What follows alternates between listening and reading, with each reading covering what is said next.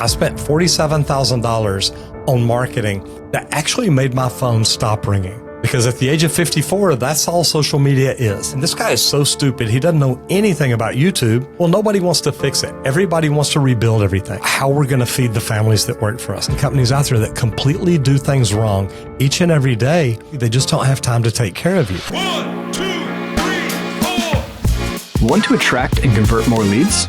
Want to learn how digital PR, branding, and SEO can establish and build your brand identity? Welcome to the Market Movers Building Brands and Links with Linkify podcast. We answer these questions and help you ramp up your brand visibility and credibility. Let's cut through the noise and make your business the talk of the town. We're your hosts, Nick and Chris. Let's get this show on the road. Welcome to the Market Movers podcast. Today, I am really excited to be joined by Roger Wakefield, also known as the Expert Plumber, a powerhouse tradesman turned social media influencer. Roger's over 40 years experience in the plumbing industry, launched and sold a successful plumbing business, and now he helps others enter the trade to grow their business and leverage social media to thrive. Welcome to the show, Roger. Chris, thank you for having me here. Thank you so much. I wish I'd have had you about 3 months ago when my new build property that I just purchased, the tap switched cold to hot water. It's one of the ones that goes left to right. Right. And right was hot and left was cold. And then for some reason, it just switched. That's interesting. But yeah, managed to get that sorted. So Roger, if you could just start by introducing yourself, please, and telling us how you got into plumbing and made your way through to the digital marketing world as well. It's funny because I tell people all the time, I'm Roger Wakefield and I'm just a plumber. I started plumbing in 1980. And through the course of the years, I got out and tried other things, but I always ended up back in plumbing. And I got into plumbing because one of my best friends, his father and his 3 older brothers were plumbers. And he told me one day about how much they liked it, how much they loved what they did. They made good money, that they had houses and apartments and all this. And I ended up getting into plumbing. I quit high school, got into plumbing, and luckily the girl that I had been going out with told me one day, she said, I don't know that I could ever marry anybody that didn't graduate high school. So I went back, graduated, and I was far enough ahead that I was able to graduate with my class. But I got back into plumbing, and I loved it. So several years later, I decided to open my own open my own plumbing company. And I had tried opening other companies along the way, Chris. I didn't do things right. And I opened 2 companies that failed. And then this last one, I made sure that I was doing things right. I joined best practice groups, I hired coaches, consultants, everything that I could do to do things the right way. But then I started getting ripped off by marketing companies. I spent $47,000 on marketing that actually made my phone stop ringing. And when my phone stopped ringing, and I tell plumbers all the time, I say, imagine just driving down the road, throwing $47,000 cash out the window, knowing that when you get to the office, your phone's not going to be ringing. That's what it was like. So I decided that I wanted to do something that I could control. So I went to a social media marketing conference to learn Facebook. Because at the age of 54, that's all social media is. Well, I'm walking down the corridor and there's a placard out in front of one room that said, get in front of your customers using video. And I thought, you know what? That's something we could do. We had hired people to help us make these video ads before. So I walk in, sit down on the front row, and the guy comes out and he says, YouTube is the 2nd largest search engine in the world. And I thought, man, this guy is so stupid. He doesn't know anything about YouTube because YouTube is just where I store my videos. And I started to turn around and raise up to walk out. And I'm looking at the back of the room and it's standing room only. So I turn back around and look up in time to hear him say, and YouTube is owned by Google, the largest search engine in the world. And literally, I'm like, oh my gosh, why do I not know any of this? So I took about 3 pages worth of notes. That was March the 1st of 2018. And here we are 7 years later. I've got the biggest plumbing YouTube channel in the world. And I'm, like you said, teaching people how to get in the trades, teaching tradesmen how to make more money, teaching tradespeople how to start their own business, and then how to use networking, social media, and SEO to grow those businesses.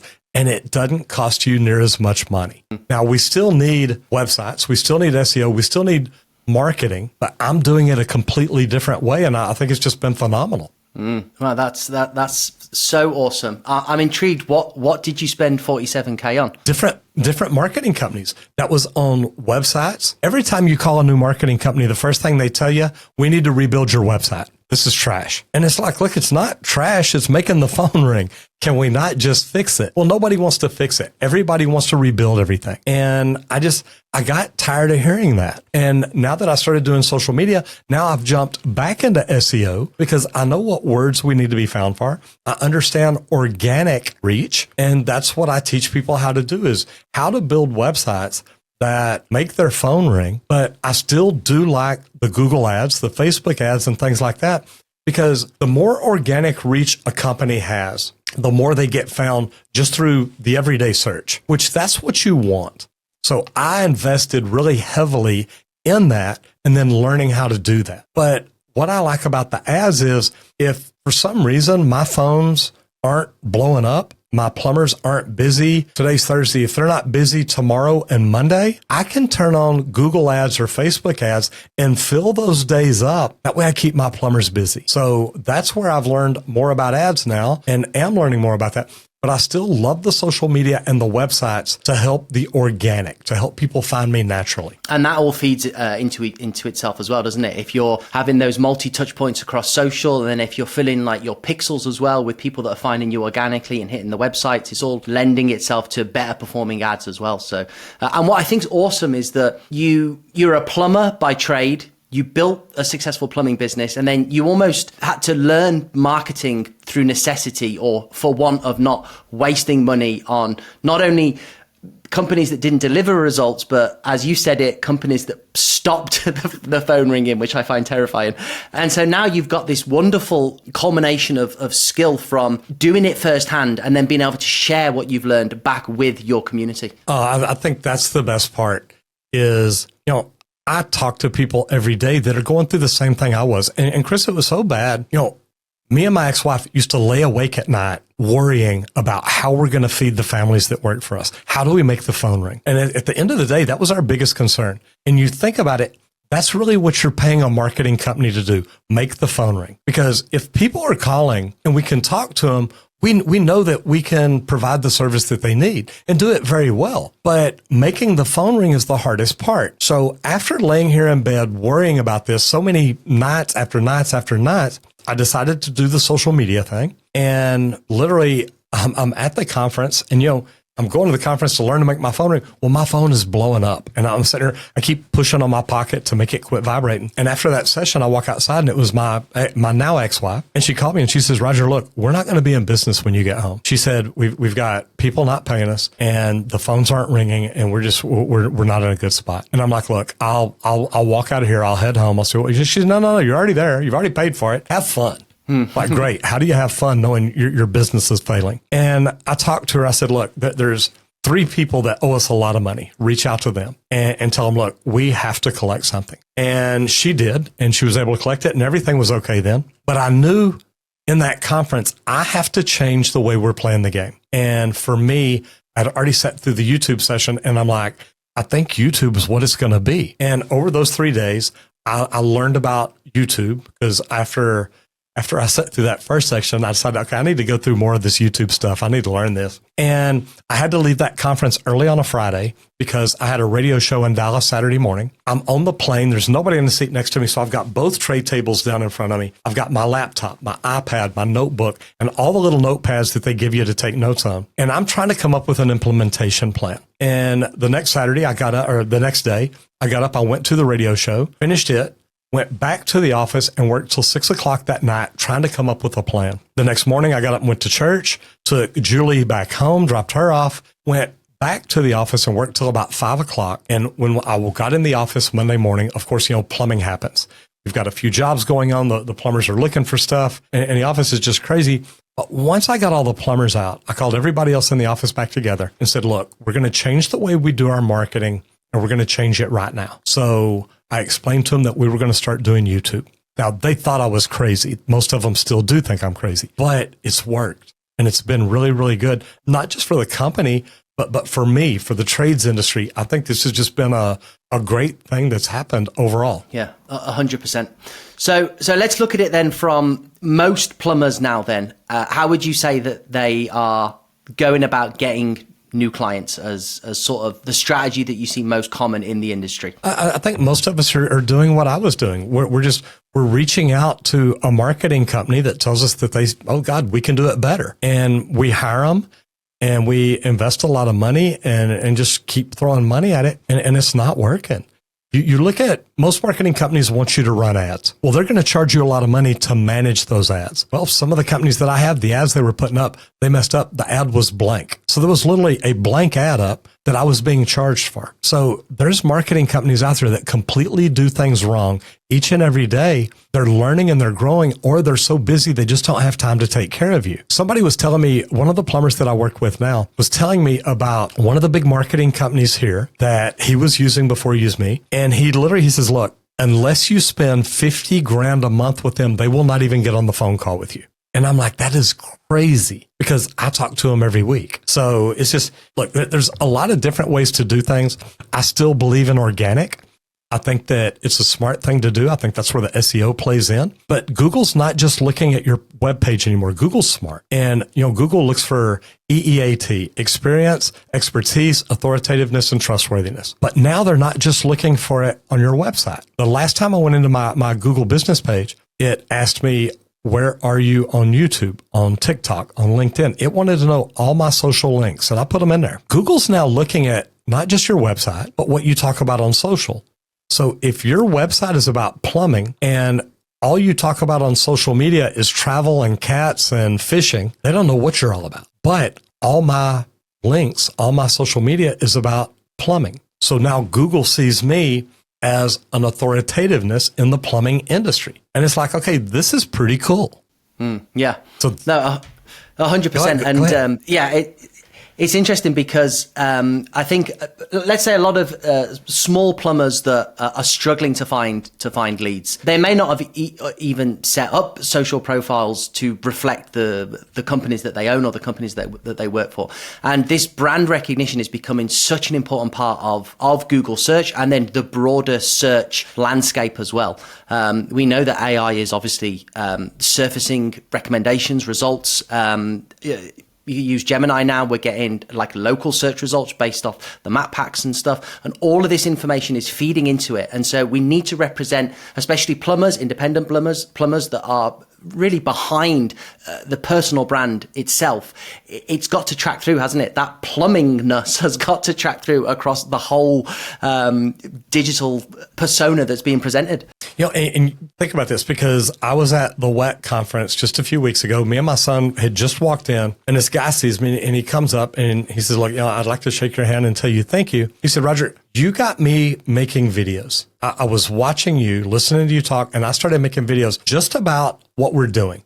He says, we own a little bitty plumbing company, and we started making videos about what we were doing each day. And I never thought anything about it, but I listened to you. So I started making videos and putting them on Facebook. He says, 2 weeks ago, my wife is at church, and a lady comes up to her and says, hey, your husband is a plumber. I need to talk to him. And she said, how did you know my husband's a plumber? She said, well, I saw his Facebook. Now, think about that. Most people have, I'm going to say, probably 2,000 to 4,000 connections on Facebook. If you've got that many connections, and I know you don't know all your connections, but a lot of those people are friends, and you're not putting what you do for a living on there. Most people don't even know. We see people go on vacation. We see them cooking out.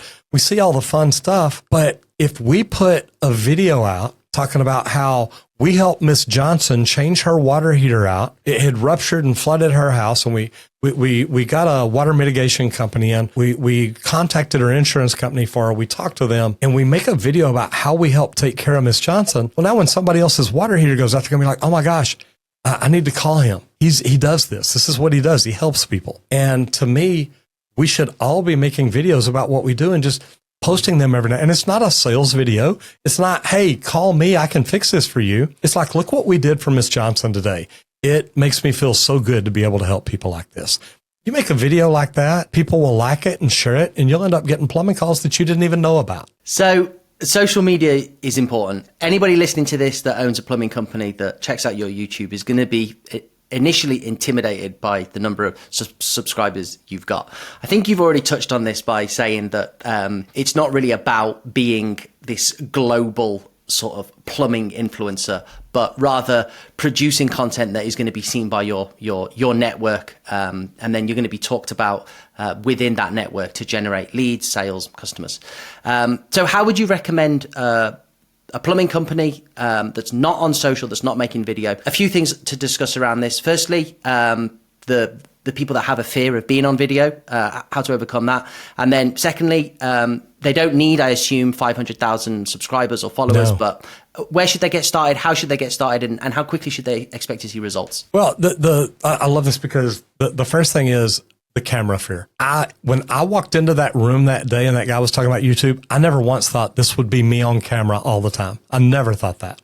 I thought, we can make videos every now and then. But literally within a month, I'm sitting in front of the computer 3 times a week shooting a video. And it was like, wow, this is really easy. But people that tell me that they don't want to be on camera, they're no good on camera, stuff like that, I'll normally set a camera up and I'll set it there and I'll say, okay, look at this lens right here. So I look at it and make sure which lens they need to look at, because the whole time I talk to you, I'm trying to look up at the lens. When I'm down here looking at you talk to me, I'm not really connecting with anybody watching. So when you make that video, I'll set it up and say, okay, look at this lens right here. And then I want you to remember 2 things. Talk to this person like it's your best friend. Don't talk to it like it's somebody you don't know. Talk to it like it's your best friend and say the word you, because the one person you're talking to is the one that's watching the video. And if you will do that, if you just look straight at that lens and say, look, I'm going to teach you how to do this, or I'm going to tell you about what we did today, because I think you need to know what kind of plumbers we have here in Saxe, Texas. Those are the things that get found. Those are the things that get discovered.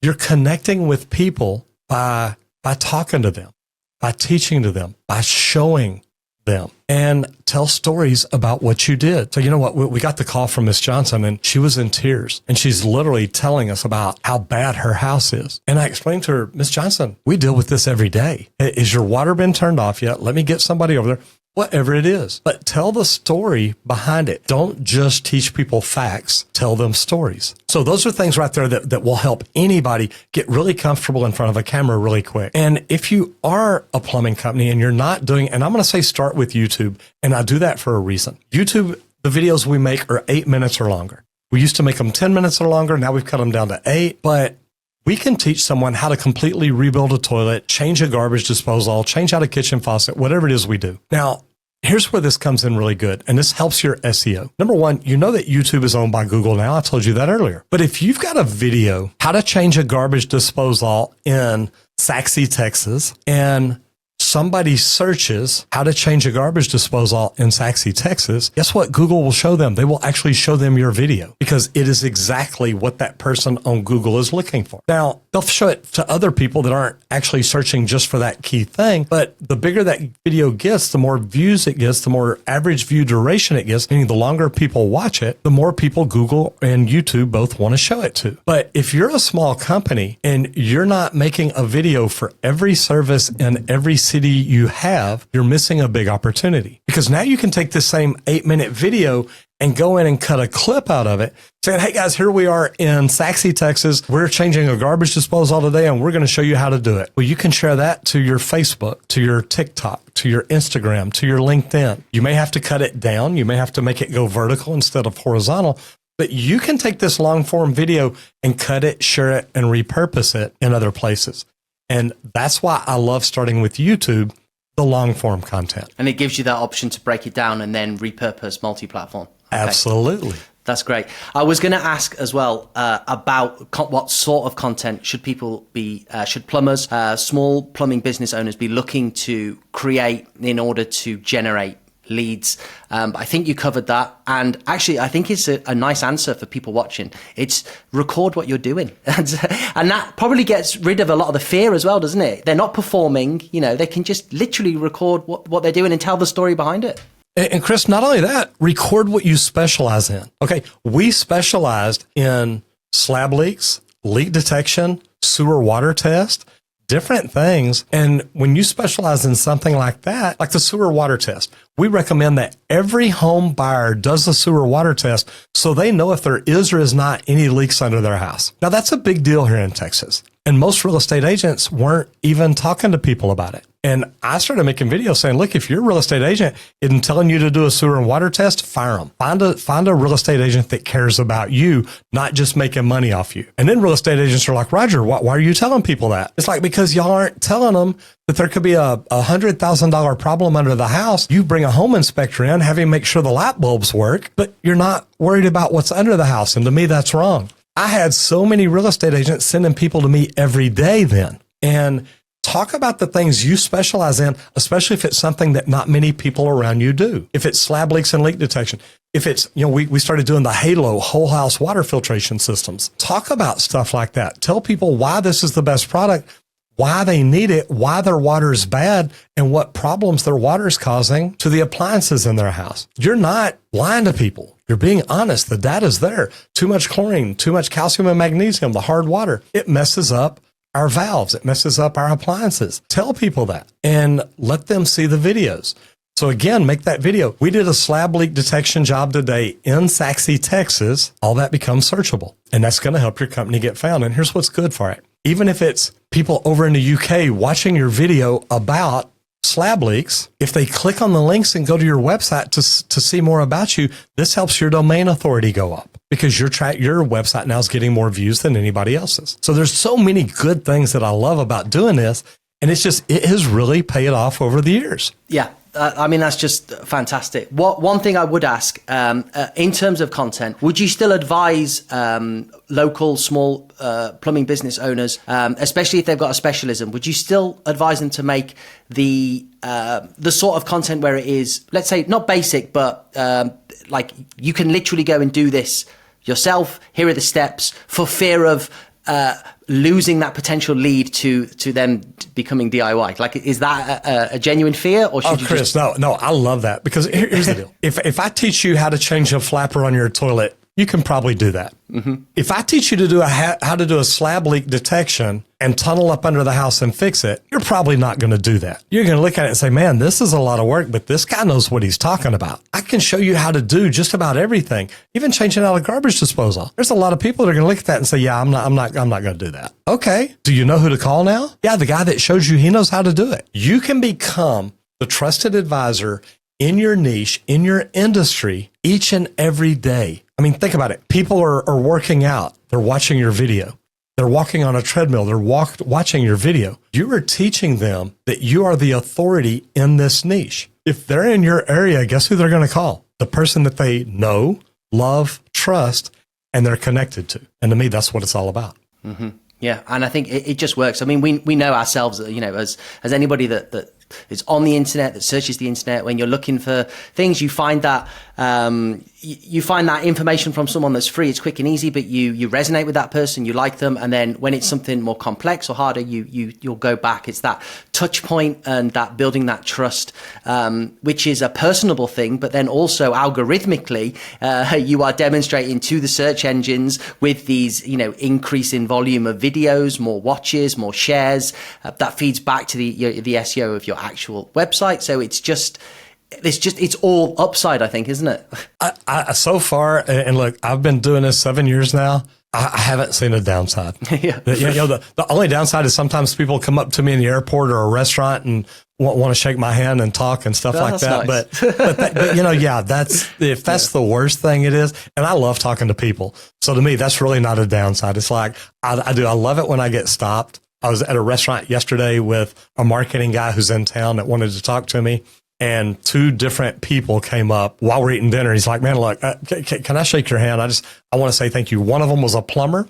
One of them was a homeowner, a DIYer that I taught them how to fix their toilet. So he's just like, Roger, this works, doesn't it? It's like, yeah, it does. That's lovely.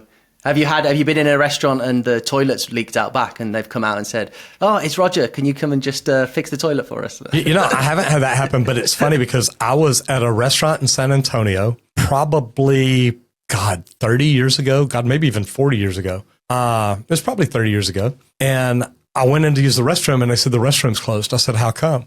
And they said the toilet's running and overflowing. We've called people. And I looked at the guy and I reached in my pocket. I'd flown to San Antonio, so I didn't have my multi-tool on me.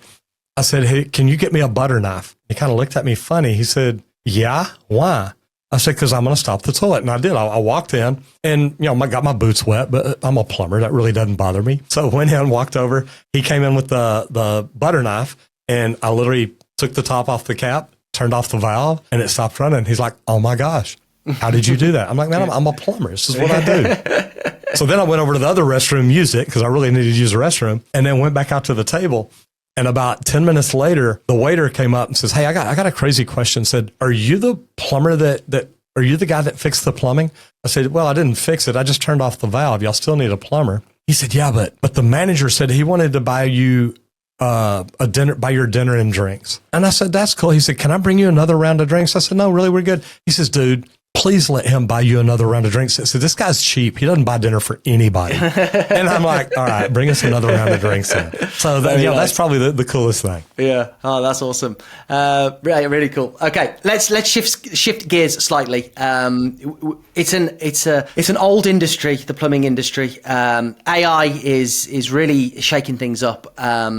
I think a lot of people possibly feel that industries such as like home service industries in particular possibly are going to be somewhat less affected. But, I thought it would be good to get your take. Do you envision AI becoming involved in the plumbing industry beyond just operational things such as scheduling, dispatch? Do you think it could enter in things like diagnostics, preventative maintenance, training, or even beyond that? Where do you see this affecting the plumbing industry? Well, and Chris, I think it already is. I travel to a lot of trade shows.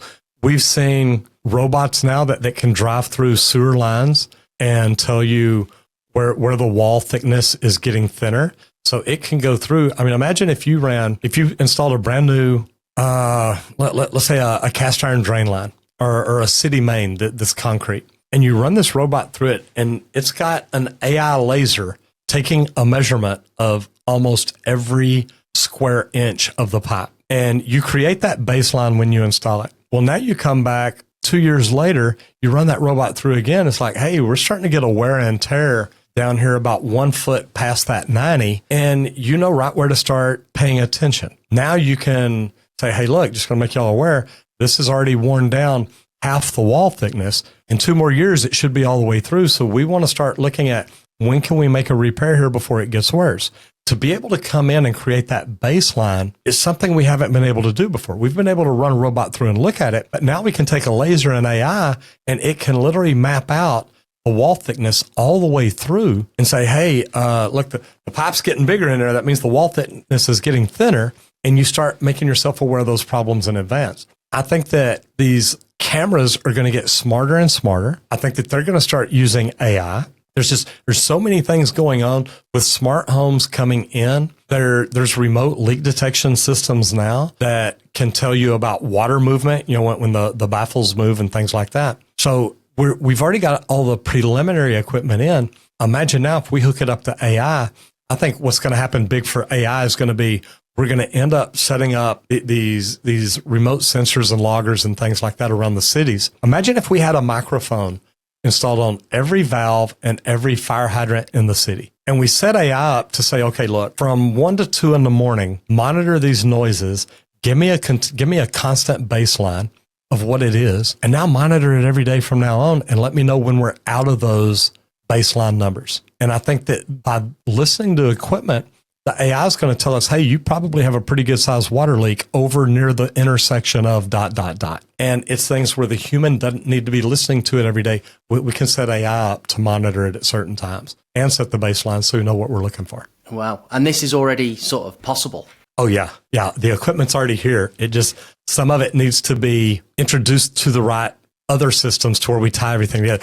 That's what a lot of this is we're tying different systems together and say, look, you do this good, you do this good, you do this good. What if I had all three of you communicating and working together? What could you do for the whole? Well, I mean, it's moving so fast that I'll probably be ready by next week. It's just or by the time we get finished here. Yeah. Okay, what about business owners then, running plumbing businesses, let's say multi-county businesses, lots of plumbers working for them.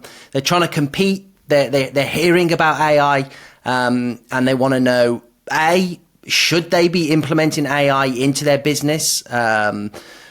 tracking clients and email, scheduling, all this sort of thing. And for those that you suggest they should, how and where do they get started?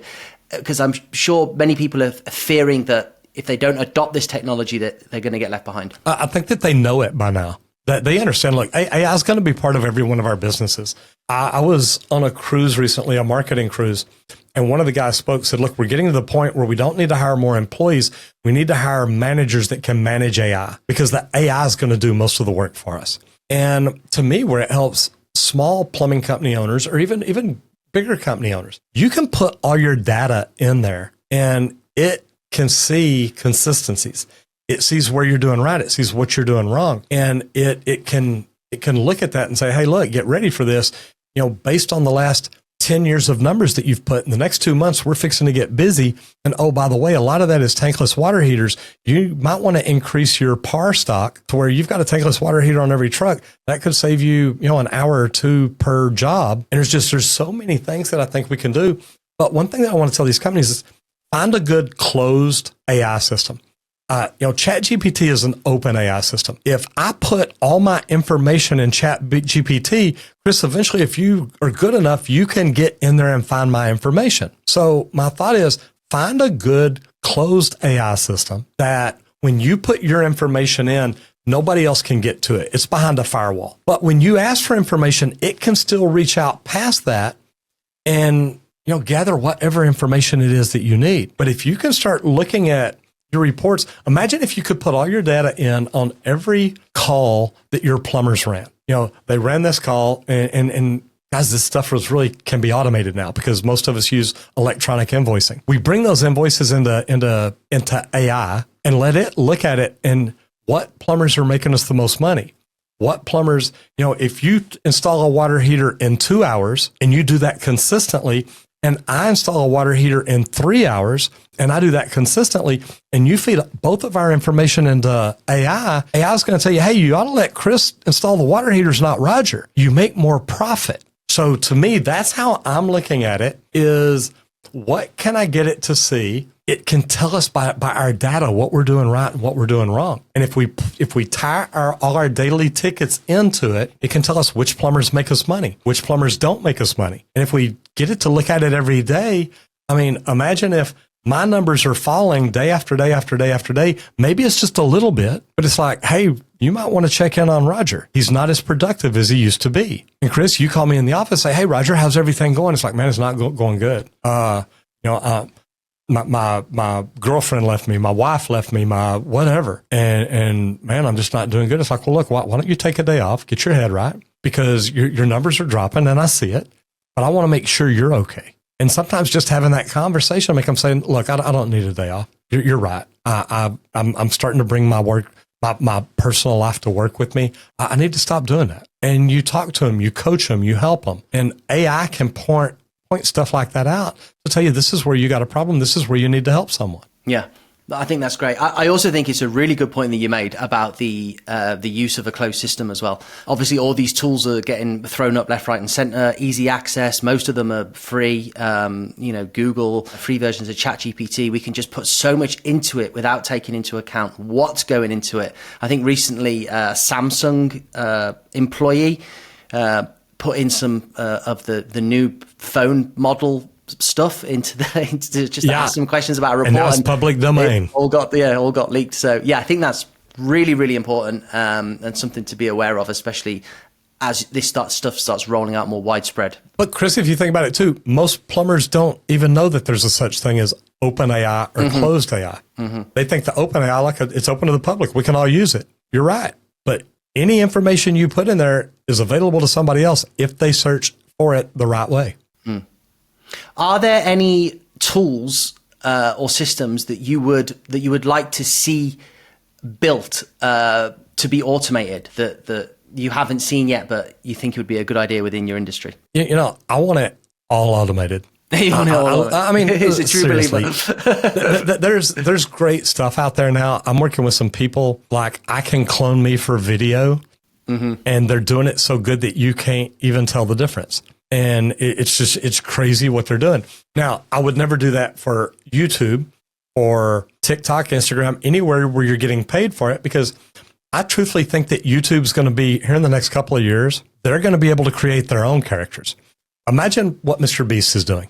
Well, Mr. Beast is making these crazy videos, these challenges, but he makes about $200 million a month. What is going to stop YouTube from saying, hey, look, we can use AI. We can create a character like Mr. Beast that nobody's not even going to know is real, and we can make it do crazier, wilder things and give away more money. And really, we're not doing anything. It's all AI. But there is AI product out there now that makes videos that most people can't tell are AI. I think it's good for plumbing company owners to have, or really any company owner, if they want to create training. They can literally take their handbook, plug it into AI and say, write me scripting for videos to where I teach this to every single employee.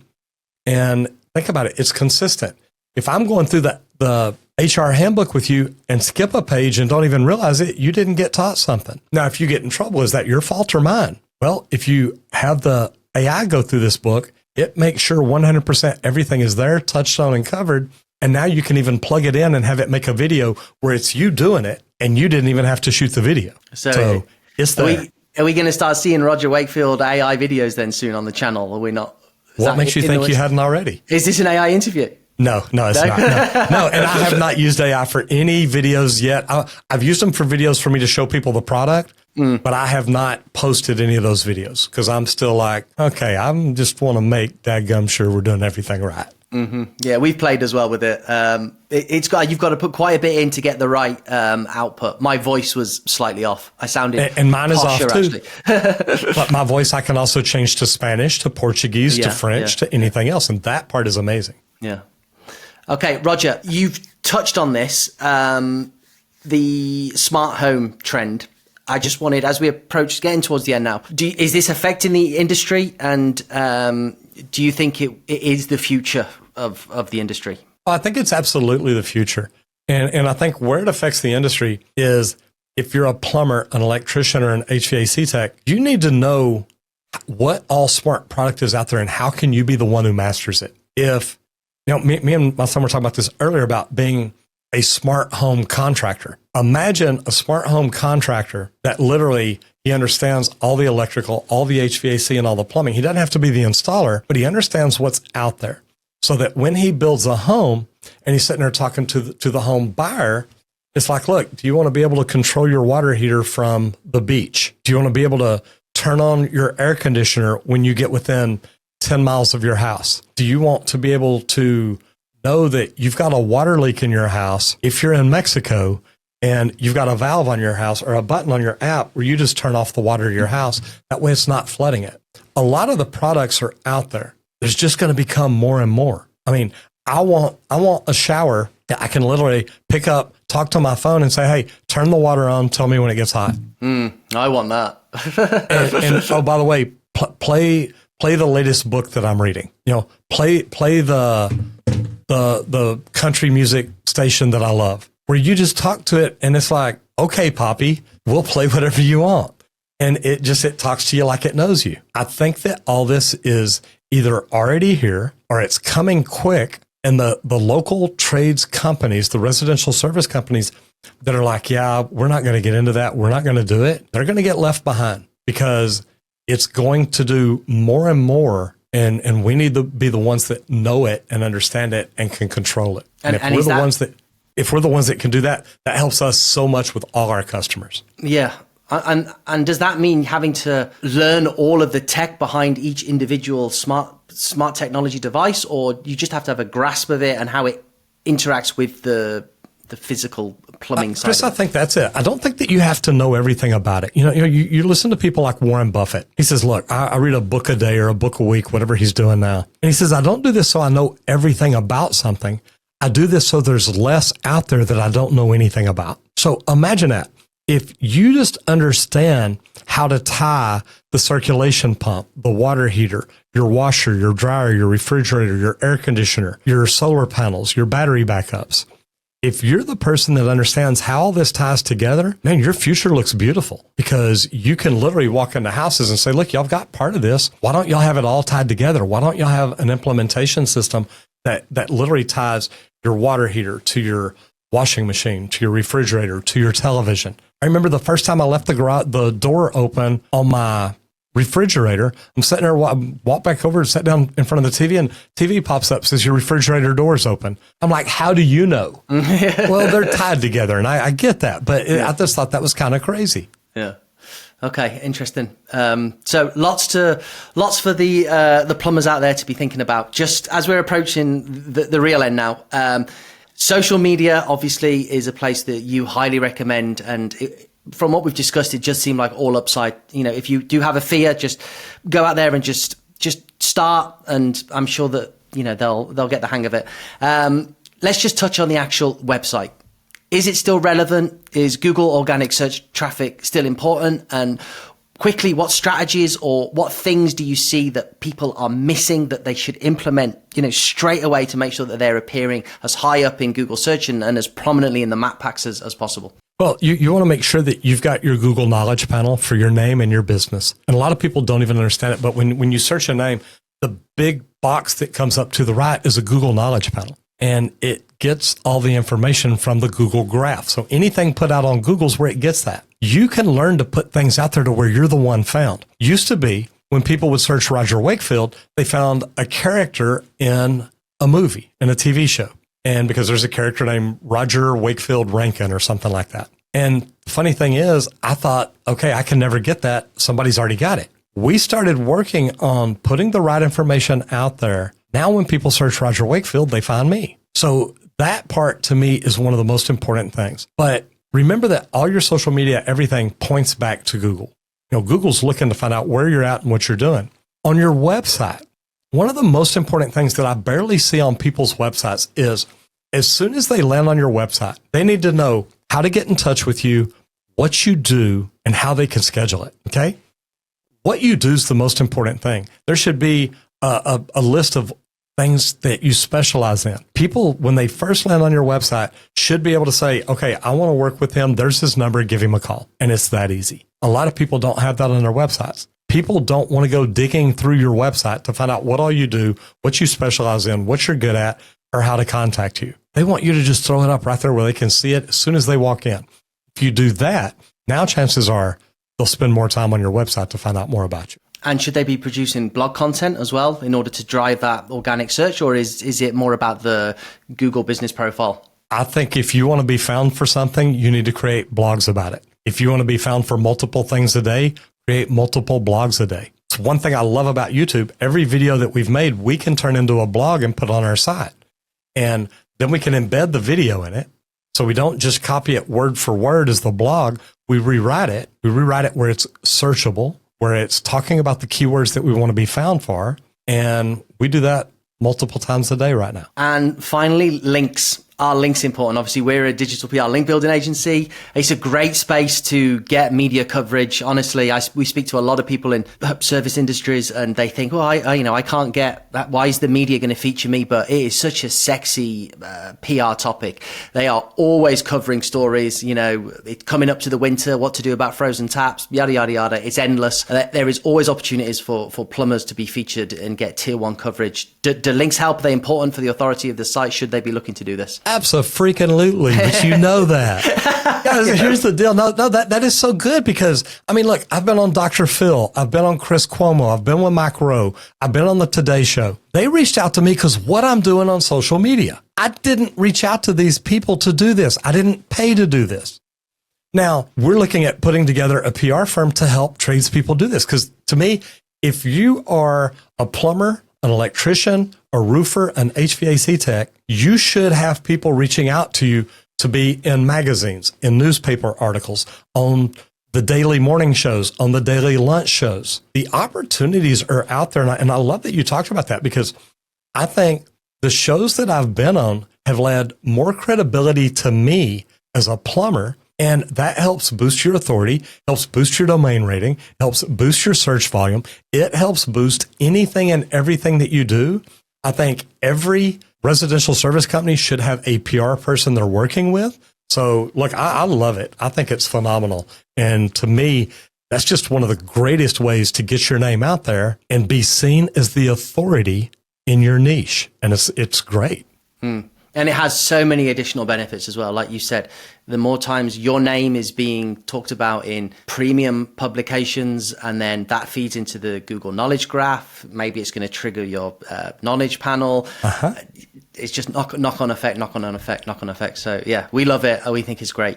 I think it's phenomenal. I love what y'all are doing. Okay, brilliant. Are there any resources or communities that you recommend aside from your amazing YouTube channel, where you would recommend plumbers to go that are looking to implement some of this stuff that we've talked about today, but are a bit maybe hesitant or need a bit of hand-holding? Where can they go?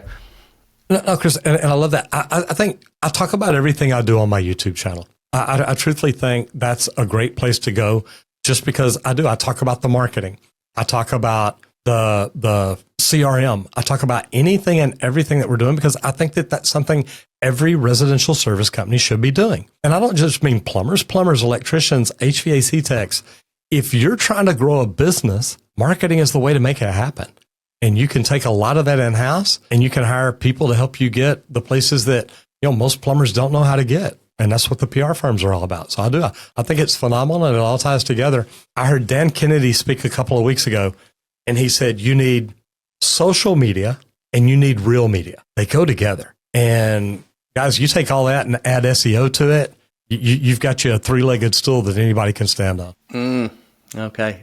Roger, it has been an absolute joy to speak with you. I've watched a number of your YouTube videos. Where can people find you if they don't know some of the best places to track you down? You can always contact me on LinkedIn, but it's funny because when I speak at conferences now, I tell people, look, how many of y'all don't know me? And a lot of hands go up. And I'm like, well, do me a favor and pull out your phones right now. I know people tell you to put them up, but pull out your phone, go to YouTube and search the word plumbing. Yeah. And I'll talk about it in a minute. But, when you grow the largest plumbing YouTube channel in the world, it's kind of a neat way to introduce yourself to people. But they can find me on plumbing. I think that's where I bring the most value. That's where I really try to teach tradespeople how to grow. But if they ever want to connect with me, LinkedIn is a great spot to just reach out and say hello. You own a space when somebody says, could you just tell everybody where to find you? And you say, yeah, just search the single word plumbing into the world's second largest search engine, and you'll definitely find me. There you go. It's not a bad deal, Chris. And it's good, because when I'm teaching people how to do this, I ask them, y'all think about what niche you're in. What one word do you wish people could search and find you? And then I'm like, go to YouTube and search the word plumbing. Yeah. And it's just, all of a sudden you see them and they're like, oh my gosh, do you see this? Yeah. And it's like, okay, and you're just it works. Mic drop. You just don't even bother. Yeah, I'll see y'all later. Yeah. I'll be at the back of the room. Anybody wants to talk to me. Roger, thank you so much for coming on. Chris, thank you for having me. This has been such a pleasure. I've thoroughly enjoyed it. Okay, take care. Thank you, Roger. Right, thank you. Bye-bye. And that wraps up this episode of Market Movers, Building Brands and Links with Linkify. Big thanks to our parent company, Linkify, the wizards behind turning ambitious businesses into standout brands. Hit up our website at linkify.io and take the first steps towards brand greatness. Big shout out to Fame for making this podcast possible. Thanks for listening, folks. Stick around for more insights in our next episode. Catch you later.